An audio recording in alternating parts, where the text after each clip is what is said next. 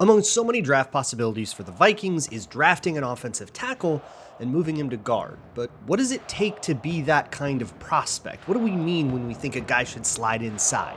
Welcome to the Locked On Vikings podcast.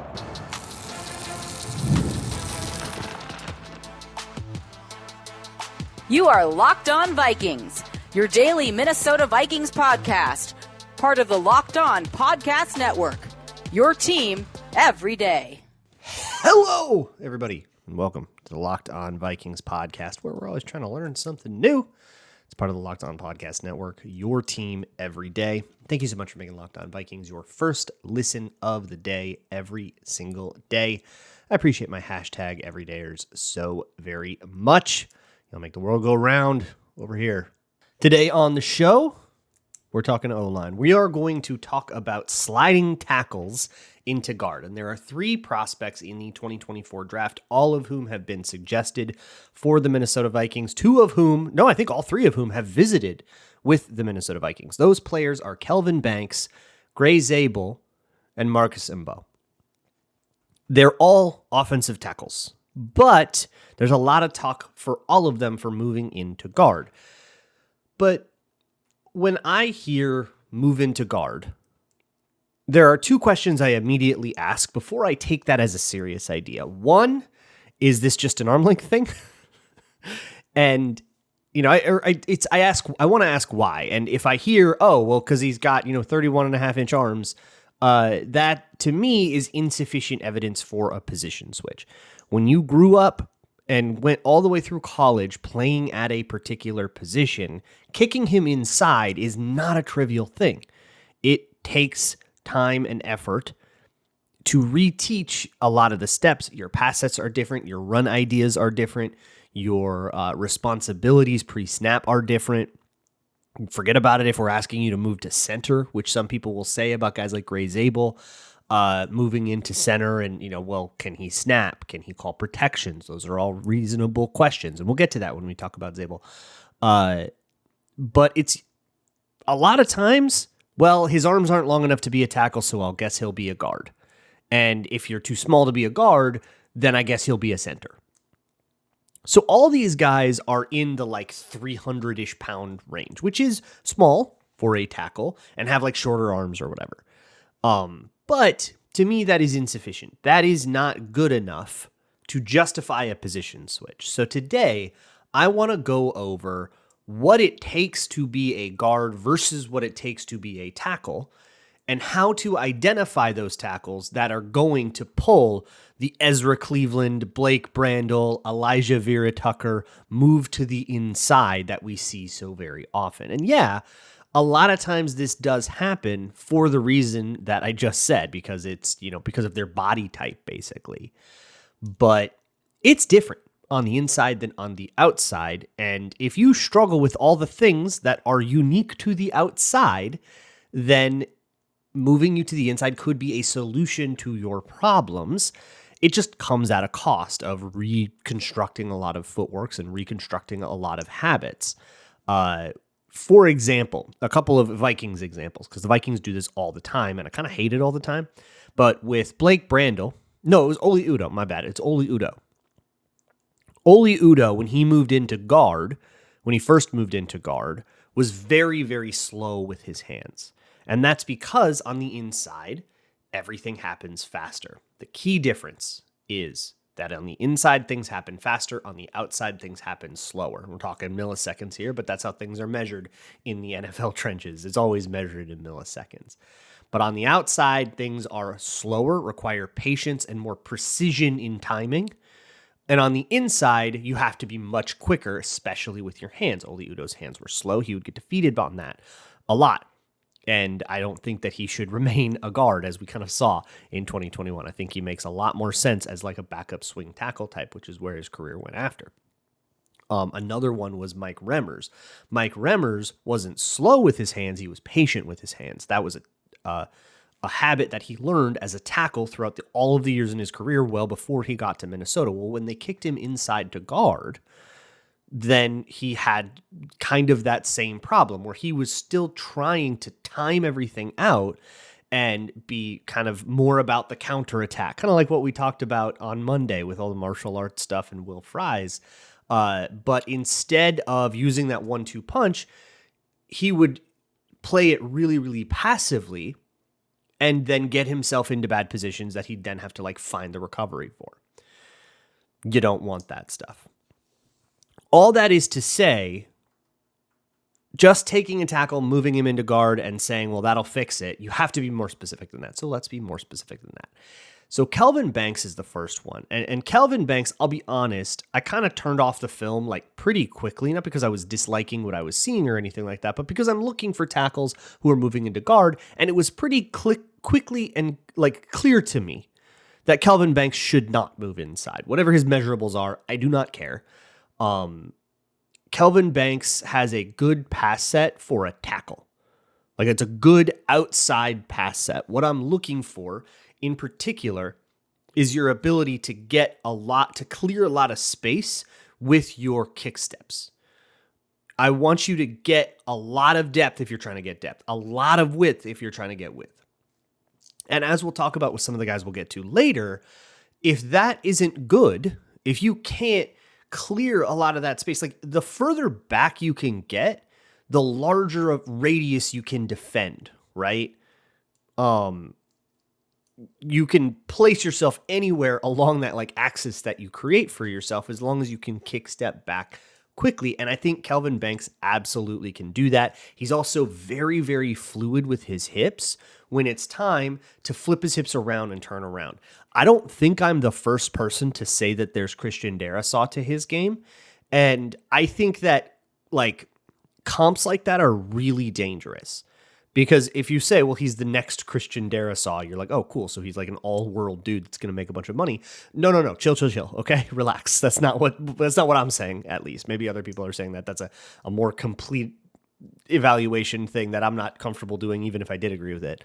But rather, Darrisaw's like move coming out. This was a big lesson for me in the draft because I didn't like it coming out, and I was just wrong about that. But his move would be to play for width more than depth with his pass set. And that's it's just the angle you go at. And any NFL offensive lineman can go for width, can go for depth, can go for some mix of them, and sort of play to play, pass rush to pass rush, front to front, can adapt that. But for Darrisaw, he loved to prioritize width. He still does. He wants to get out there and essentially force you into a longer path around him. And the reason he can get away with that is because he has really, really fluid hips that can then turn around if you do get past him and wash you up past the quarterback. It's just part of it, right? Essentially saying, okay, I'm going to get no depth and try to bait you into coming up field where then I can turn around and wash you up. And now I'm not dealing with any of your pass rush moves. You're not clubbing me and ripping me and swiping me and doing all this stuff. You think you're just going to speed rush past me, and actually I'm a lot faster than kind of, it's a bit of a bait and switch. And I see Kelvin Banks employ the same move. What I was wrong about with Darrisaw is I thought Darrisaw was just slow. And he wasn't. He was doing some of that stuff on purpose. More of his game was by design that I could understand at the time when he was at Virginia. But now after watching him for years and years and seeing it happen over and over and lead to a whole bunch of wins, it's like, oh, that's the plan. That's the strategy. And Kelvin Banks can do that as well. But beyond that, he also doesn't have the size concerns that like you would typically assign to this, like, oh, let's take this tackle and move him into guard. 33.5-inch arms, big long wingspan, 315 pounds. All that'll play. Plenty. That's great. That's perfect. So to me, this guy is just a true blue tackle that should just play tackle and has the polish and technique that, like, if you did ask him to move to guard, a lot of the stuff that he has gotten good at his kick step, he wouldn't be able to do anymore. He would have to relearn from scratch. So what are we doing here? Like, this guy's getting drafted in part, like, he's going to get drafted wherever he goes, in part because of skills that you are now going to take away from him. So you're going to like buy high and then like change it. That is not, I don't think, the preferred strategy for me. If I am going to have to change somebody, I have to have this idea that what comes out on the other end of it is like definitely going to be better than what I see now. And a little bit, I have to look at what I see now and sort of deem it hopeless. I have to look at your pass set and say, that ain't going to work on the outside. We need to put you to the inside, reconstruct everything, build it back up from scratch, and in a year or two, maybe we can call your name. But that's a lot of cost, and it essentially turns a pick like that into a pure upside pick, right? Like, you are not going to get a day one starter at guard from a guy who has never played guard past high school. That doesn't necessarily apply to Grey Zabel, who's played a little bit all over the place. He's plotted in at guard here and there. He's spotted in at center even. He played those positions at the Senior Bowl and guys liked him. But he still primarily has been a tackle. And what he does at tackle is much more of an example of the kind of guy you don't necessarily want to keep out there at tackle. So we are going to get into Grey Zabel next on Locked On Vikings. Today's episode of Locked On Vikings is brought to you by FanDuel. The NBA playoffs are almost here, and FanDuel is giving new customers an incredible way to get in on the action. Right now, when you join FanDuel and place your first $5 bet, you can get $250 in bonus bets if your bet wins. If the playoffs started as of this recording, the Timberwolves would be playing the Golden State Warriors in a play-in game. If you wanted a quick emotional hedge there, you could put like $5 on the Warriors money line, and if the Timberwolves lose, you get $250 in bonus bets. You get 50-1 on that, or even just a spread or an Anthony Edwards 3-pointer prop, whatever it is. Don't miss out. Head to FanDuel.com and claim your $250 in bonus bets today. Moving right along here with the Locked On Vikings podcast. Thank you so much for making Locked On Vikings your first listen of the day. That piece that I teased at the beginning of the week about Will Fries and martial arts should be out today, if not tomorrow. So have fun with that. You can find it at Wide Left. Let's move on to Grey Zabel. Grey Zabel is a very interesting player. Obviously, as a small school guy, you get a lot of the same sort of like brain dead repeated narratives that we talked about with Savon Revel, like, well, but how good was the competition? And these contexts that aren't actually evaluative. So let's actually evaluate Grey Zabel instead. And for whatever it's worth, he was so clearly a better athlete than these dudes at like Illinois State that I'm not worried about him being a small school player at all. The tape showed me with him that should not factor into his evaluation. What should factor into his evaluation is that his pass set is stinky. It's oopsie doodle. It's a stinky duty. It's not good. The reason I hate it, and I don't know, maybe this is just a technique I'm not familiar with, and I'm humbled in particular because of the next guy we're going to talk about in that regard. But from what I understand, if you are backpedaling in your pass set rather than kick stepping, it is so hard to keep your weight off your heels. And you are not going to be able to accept any contact if your weight is on your heels. You will soon be on your back praying to the good Lord above. You will be making eye contact with the sun, okay? If your weight is on your heels. And Grey Zabel is a backpedaler in his pass set. To me, that is unacceptable to me. And again, correct me if I'm wrong. If there's an O-line coach out there that's like, no, actually, I teach backpedal. Here's why. I would love to hear it. Without absolutely. But I'm not familiar with that, and I think there's a really good reason not to be familiar with that. The mechanics, I guess, of a kick step that you're looking for are that you want to push off of your front leg to give yourself backward momentum, right? And the angle at which you push off is going to dictate whether you're getting more width this time, more depth this time, something in between. But you want to push off of that front leg so that you can keep your weight on the balls of your toes. If your weight is on the balls, anybody who's played any sport knows, weight on the balls of your toes, right? Like basketball, football, baseball, like anything. You want that in martial arts. Which has been the theme of my week. Because it's more flexible, it's more adaptable, that's a better way to move around. It's just more mobile. So backpedalers to me, like if that's the pass set that you show up with, day one, I am telling you, we are reteaching this from scratch, right? We're rebuilding this. It doesn't make Grey Zabel a bad player by any stretch of the imagination. That is just a thing that I know if I'm Kwesi or if I'm any of these GMs or if I'm an O-line coach who's talking to a scout and here's his tape, I'm going, okay, if this dude gets in my building, I have to rebuild this from scratch. I have to spend whatever time that is rebuilding his pass set, and for however long it takes him to get good at that, I cannot play him. That just means project. That's all that means. It means you are going to be a project player. You are going to be a player we have to be a little patient with. We cannot expect you in day one.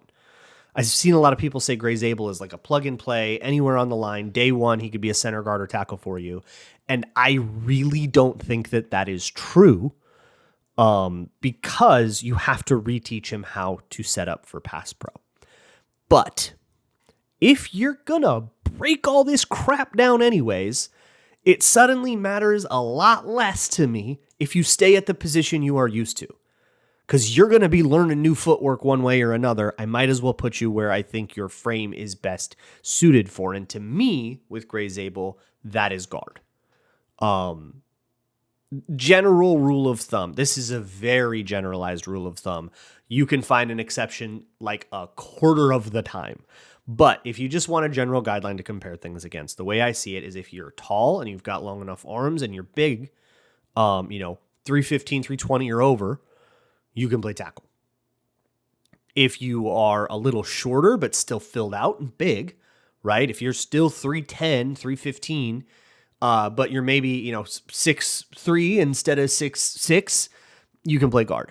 And if you're smaller, all the way down there are centers in the NFL that are lighter than Garrett Bradbury, or at least listed lighter than Garrett Bradbury. Like, there are guys at like 295 playing, right?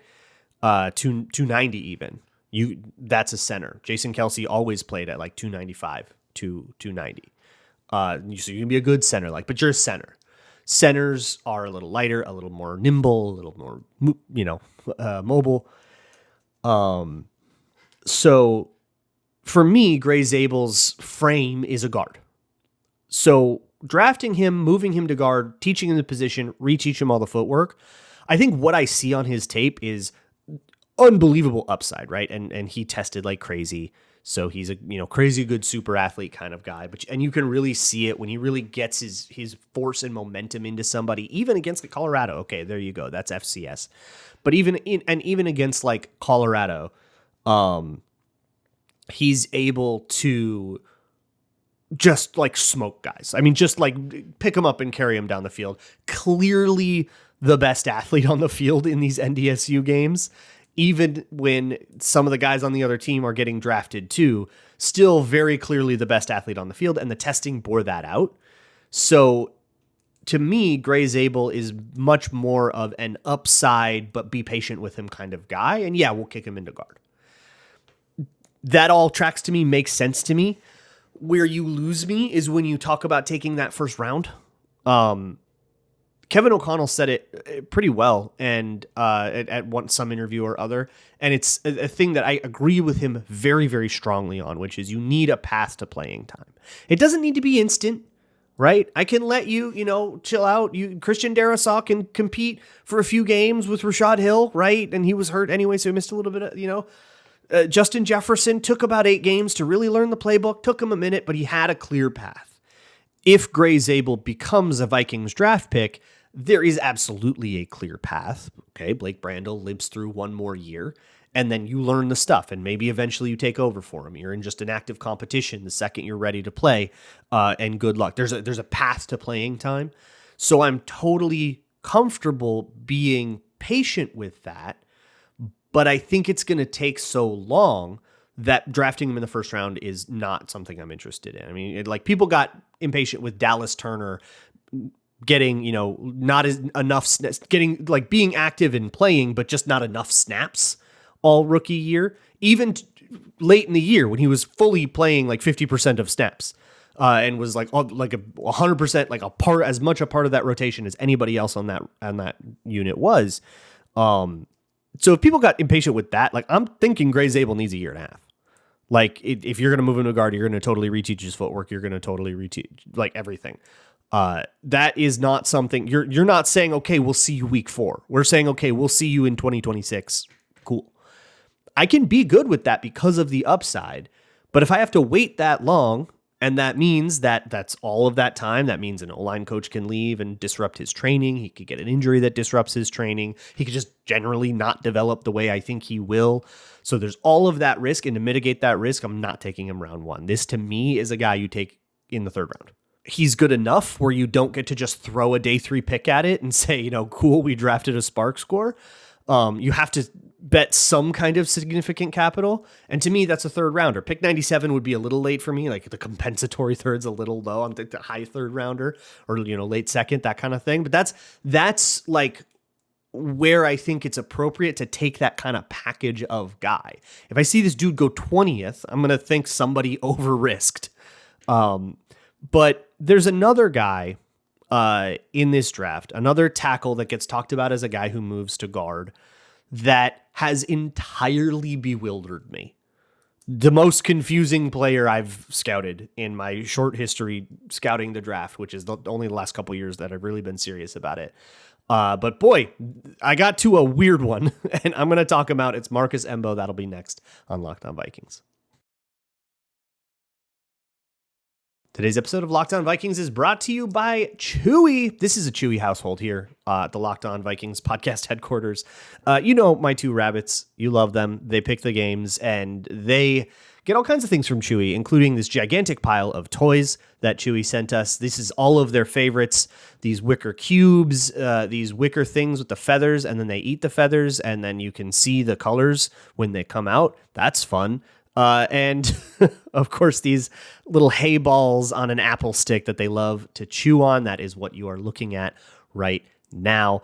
So thank you to Chewy for sending all of their favorite things. But my favorite thing about Chewy is their auto ship. These guys go through a ton of hay, a constant stream of Timothy hay. So we have to have that stuff shipped in every week. And I love that I just do not have to think about it. It'll just show up at the doorstep. We have more hay exactly when we need it. We have the cadence we want. And if we go out of town or something, it's super easy to just skip a shipment and then continue onward. It's very easy and convenient. Right now, you can save $20 on your first order and get free shipping by going to chewy.com or clicking the link in the description. Save $20 on your first order with free shipping by clicking the link in the description. Minimum purchase required. New customers only. Terms and conditions apply. See site for complete details. All right, let's talk about this weird Purdue tackle. So Marcus Mbow will get you a wide range of opinions, and that's because he's weird. And when you do stuff weird, you need to have a very good reason. Otherwise, I'm just going to call it wrong. I had a very in-depth conversation about this idea last year when I was scouting Michael Penix. His throwing motion is weird, and I think parts of it are wrong, and that he doesn't get away with it often enough to justify it. I think he's a little too inaccurate. We saw that with the Falcons too. We saw too many, these go balls sail out and be total foul balls, right? Something that he'll work on, I presume, over the next few years, and we'll see if he gets it out of his system. Embo, for me, the thing that is wrong is the stance. This is an easy fix, okay? I mean, this is like very, very easy to fix. This is the kind of thing you'll be used to by the end of the first week of OTAs if you draft him. But it robs him of a lot of explosiveness. He's got his hips turned to the outside, which makes it harder for him to down block. And it's coiled up, but it's not like it's twisted right. So, okay, when you do a tackle stance, you kind of want to knock your knees inside a little bit. It just it's like the same way like frogs work but like reverse, where it just creates a tension that will release with a little bit of extra power. I think he overdoes that and ends up kind of leaning on it a little bit. And there's just no power to that at all. So I think he's robbing himself of a little bit of power. Now, I do not believe he tested in a lot of the ways that, so like we don't have a great sense for like measured athleticism. He didn't run the 40. He didn't do the agility drills. He didn't do the jumps, which sucks. I apologize. He did do the 20-yard shuttle and did okay there. It sucks because I'm pretty sure that dude would have wrecked the jumps because he is an incredibly naturally explosive guy. And yet, to get out of his stance, he kind of has to enter a full sprint rather than like taking the powerful controlled steps that you will see from like everybody else on an O-line, which makes him really easy to counter. It makes it really easy to like backdoor him and like lure him out of position, whether it's run or pass. I don't like it. And I think this guy is rawer than like I just described, Grey Zabel as a project. This guy is more of a project. There's more fixing you have to do, but super cool. So when I was watching him, I noticed that when he did his pass set, he took one vertical step and then one horizontal step. I thought that this was like a weird habit, but he does it like every time. Like this is clearly like the way that he does his pass sets. And I thought that it was just one of those things that you're wrong, but you're such an athlete that you get to the spot you're supposed to be at. So nobody's going to bother to like mess with it because they don't want to like screw up your juju. Which happens sometimes in the college ranks, and you get to the pros where the margins of error are way thinner and you have to fix that. So then they become projects, right? So I kind of thought it was just one of those things. Okay, this is wrong, but like this dude's clearly like a crazy athlete. So let's just work on it. Or let's just like deal with it. So I asked around, I asked somebody I know who's an O-line coach, and they were like, yeah. So I got confused about this when I saw something similar on a dude on Washington like 5 years ago. Here's our conversation about that. And it turns out he called it a sort set. I don't know if that's like an agreed upon term or just the one that he used for it, but it is a thing. It gets you some depth with that first step. And then the second step is basically just squaring back out your angle. So I think it's a nice kind of like cheaty way to get to where you're supposed to go. But the problem is you kind of get to where your first step should take you, and it takes you 2 steps to get there. So I think you're robbing yourself of a lot of distance. Plus, there's just like geometrically, if you go back and then horizontal, it's just not going to be as efficient. Like, I mean, we all learned this from Pythagoras, right? So that like, I don't love it, but okay, apparently that is an actual thing, and it can be a really flexible deal. But he does all kinds of wild stuff with his hands, and this O-line coach described it to me well. I'm going to just steal what he said. Who said it's anticipatory instead of reactionary.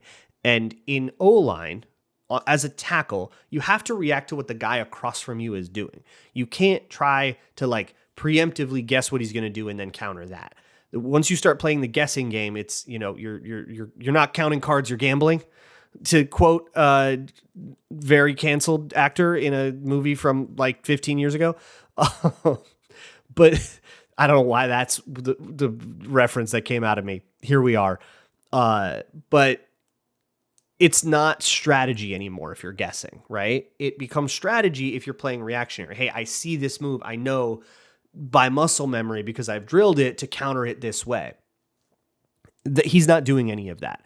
So all of this is to say, this is all crap that I want to change. I want to change every aspect of this guy's game.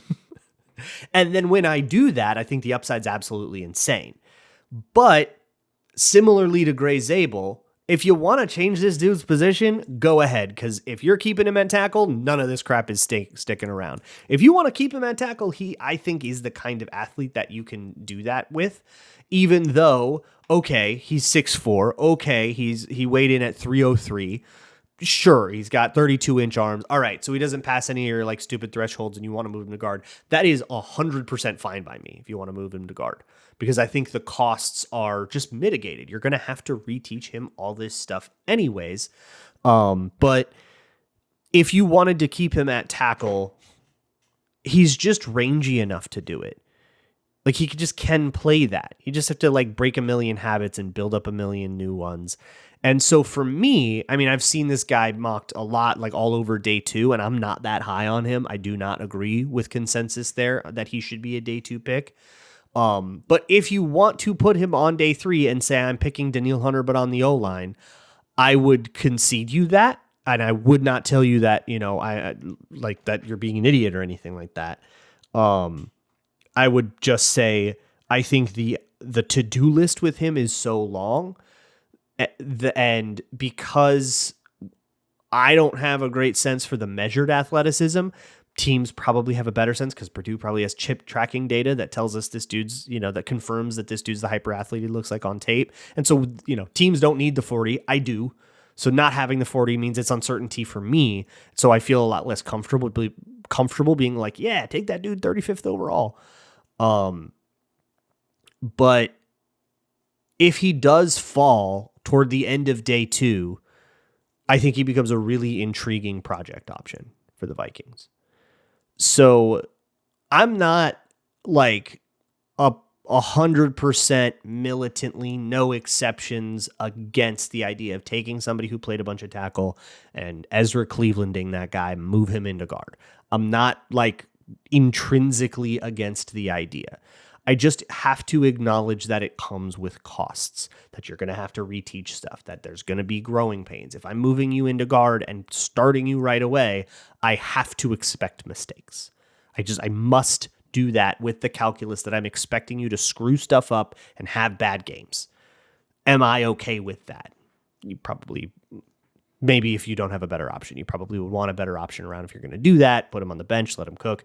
And then if the upside is there, okay, great, we'll go for it. I think with both Zable and Embo, the upside is undeniably there to justify that and make it worth it. It's just a matter of risk reward and what you're willing to ante up for that kind of project and how much you trust your staff to mold that person into what you want them to be, which is so hard in the pros.